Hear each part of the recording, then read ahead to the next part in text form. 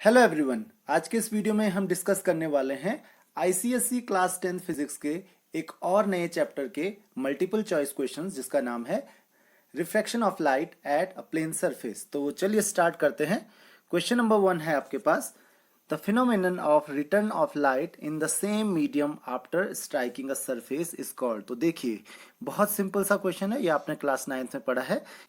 कोई भी लाइट अगर किसी प्लेन सरफेस को स्ट्राइक करती है और उसको स्ट्राइक करने के बाद वापस उसी मीडियम में चली जाती है जिस मीडियम से वो आई थी, तो दैट इज कॉल्ड रिफ्लेक्शन, न कि रिफ्रैक्शन। ध्यान रखिए, रिफ्रैक्शन क्या होता है? जब किसी सरफेस पे लाइट पड़ती है तो उसके बाद दूसरे मीडियम में मीडियम चेंज करती है, that is known as refraction. तो लाइट रे अगर ऐसे जा रही है और दूसरे मीडियम में आ रही है तो इसको हम कहते हैं रिफ्रैक्शन, और अगर टकरा के वापस चली जा रही है उसी मीडियम में उसको हम कहते हैं रिफ्लेक्शन। डिफ्रैक्शन और पोलराइजेशन ये कंप्लीटली डिफरेंट फिनोमिनन है जो कि आपको क्लास 12 में पढ़ने को मिलेंगे। तो आई होप कि आपको ये क्वेश्चन समझ में आ गया होगा। नेक्स्ट क्वेश्चन हमारे पास है, when a light passing from one rare medium to a denser medium then the velocity of light। तो ध्यान रखिए, लाइट कभी भी पास होती है रेयरर मीडियम से डेंसर मीडियम में। तो मान लेते हैं ये रेयरर मीडियम है, राइट, और ये हमारे पास डेंस मीडियम है।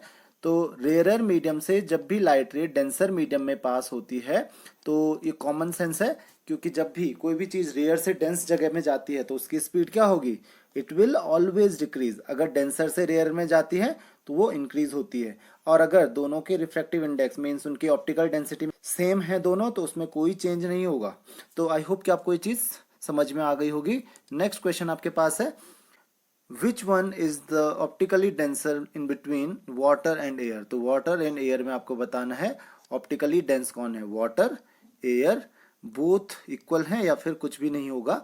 तो ये तो ऑब्वियस है, आपको ऑलरेडी पता है वाटर ज्यादा ऑप्टिकली डेंस होगा, तो स्पीड ऑफ लाइट जो है वाटर में कम हो जाती है एज कंपेयर टू एयर। तो this answer is water.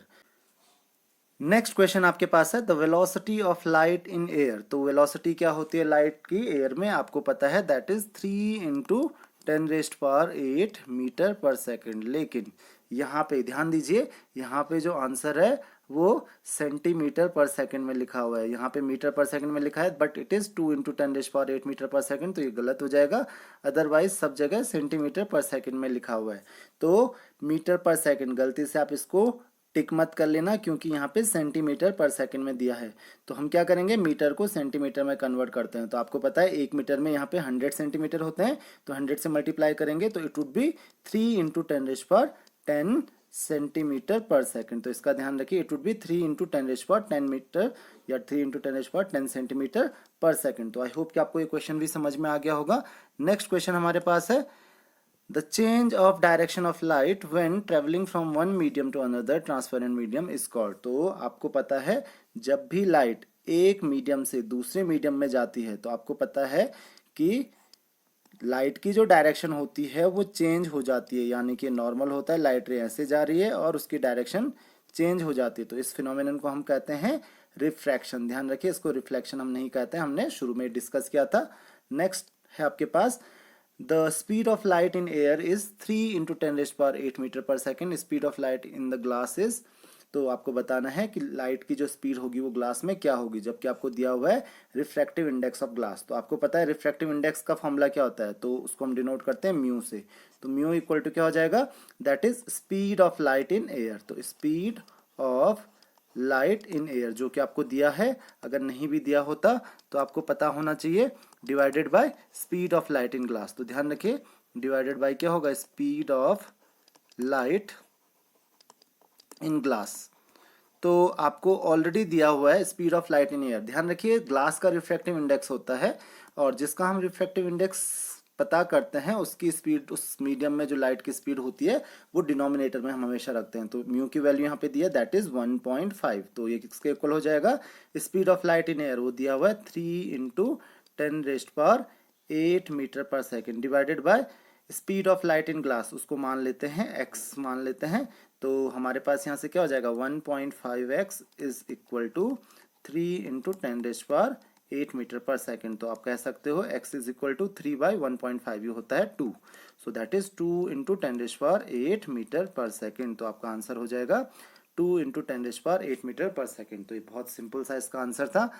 Next question आपके पास है during refraction the quantity which remains unchanged is. तो रिफ्रैक्शन के टाइम पे कौन सी क्वांटिटी अनचेंज रहती है, यानी कि चेंज नहीं होती है। पहला ऑप्शन है आपके पास स्पीड ऑफ लाइट, तो ये गलत ऑप्शन होगा क्योंकि जब भी लाइट रिफ्रैक्ट होती है एक मीडियम से दूसरी मीडियम में, तो अभी मैंने आपको बताया था कि उसकी स्पीड चेंज हो जाती है। अगर डेंसर से रेयर में जाएगी तो डेंसर से रेयर में जाने में उसकी स्पीड बढ़ जाती है, जबकि रेयर से डेंसर में जाने में उसकी स्पीड कम हो जाती है। तो स्पीड ऑफ लाइट तो गलत होगा।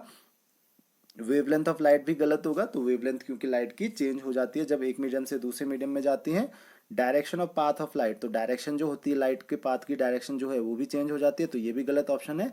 The fourth option is frequency of light, this is the correct option. ध्यान रखिए कभी भी जब भी लाइट में रिफ्रैक्शन होता है तो एक एक ऐसी चीज होती है जो कभी भी चेंज नहीं होती है, and that is frequency of light.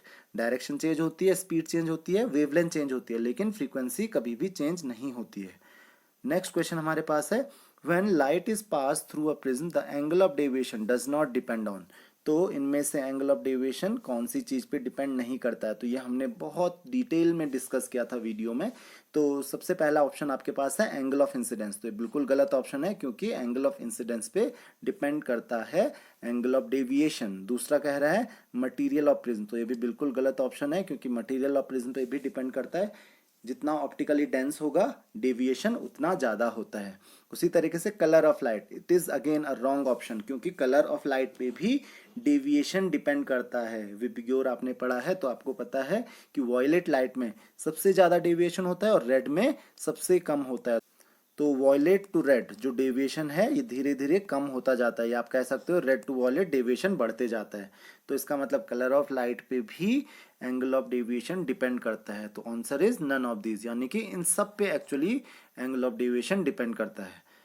Next question है हमारे पास A water pond appeared to be 5.4 meter deep. If the refractive index of water is 4/3, the actual depth of the pond is। तो बहुत ही simple सा question है आपके पास।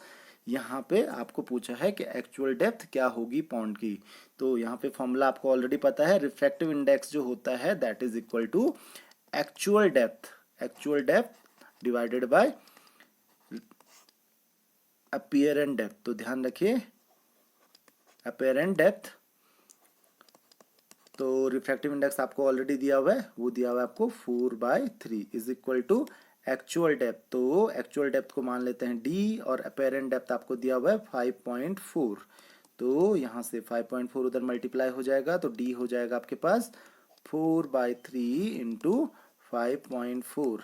तो 3 से आप कैंसिल कर सकते हो, दैट इज 1.8। तो d is equal to 7.2 metre. तो ये 7.2 मीटर हो जाएगा, ये 72 नहीं होगा, यहाँ पे इसको 7.2 कर लीजिएगा। तो करेक्ट ऑप्शन इज 7.2 मीटर, न कि 72 मीटर। तो यहाँ पे एक ऑप्शन गलत हो गया, ये 7.2 मीटर होना चाहिए था। तो करेक्ट ऑप्शन है आपके पास 7.2 मीटर। नेक्स्ट है आपके पास last question, the angle of incidence in denser medium for which angle of refraction in rarer medium is 90 degree is called।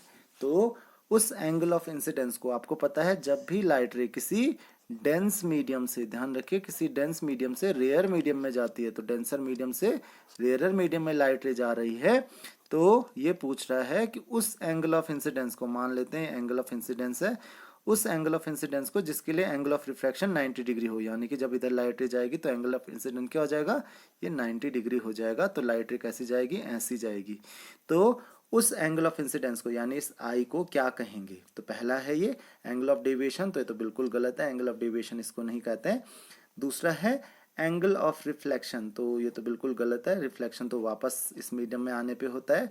तीसरा है critical angle, yes it is the correct answer, क्योंकि आपको critical angle की already definition पता है। Critical angle क्या होता है, वो एंगल ऑफ इंसिडेंस होता है जिसके लिए एंगल ऑफ रिफ्रैक्शन जो है 90 डिग्री होता है, और वो भी कब होता है, जब डेंसर मीडियम से रेयरर मीडियम में लाइट रे जाती है, क्योंकि रेयरर मीडियम से अगर डेंसर मीडियम में लाइट जा रही है तो एंगल ऑफ रिफ्रैक्शन जो है वो कभी 90 डिग्री हो ही नहीं सकता है। तो आई होप कि आपको ये समझ में आ गया होगा। तो करेक्ट ऑप्शन क्या होगा आपके लिए, critical angle. So this is all in this lecture. अगर आपकी कोई भी क्वेरीज हैं, डाउट्स हैं, तो आप मुझे कमेंट्स में, फेसबुक पे, इंस्टाग्राम पे, कहीं पे भी क्वेश्चंस पूछ सकते हैं।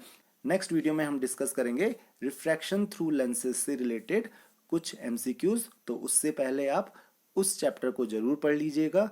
So see you in the next lecture. Thank you very much.